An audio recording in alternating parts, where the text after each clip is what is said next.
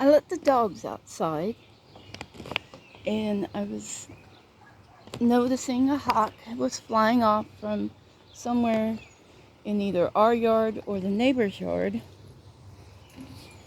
And see, for some reason, our chairs popped back. The other one's not. The wind's not been blowing that bad. And unless maybe the guys who cut the grass yesterday hit the pole here with the birdhouse on it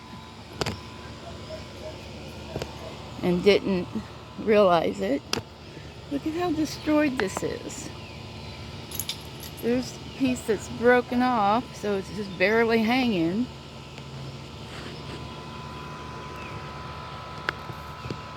We had birds in there, poor things. Hopefully they didn't get killed. Hopefully they got to fly away before that.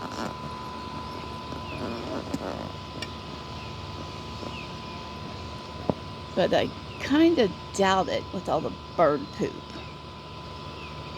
Oh well, I guess it's time for the trash can. Hey boys, what you doing? What you doing, boys? Huh? Being good boys? You gonna get that moth? Get it. Get it. Go get it.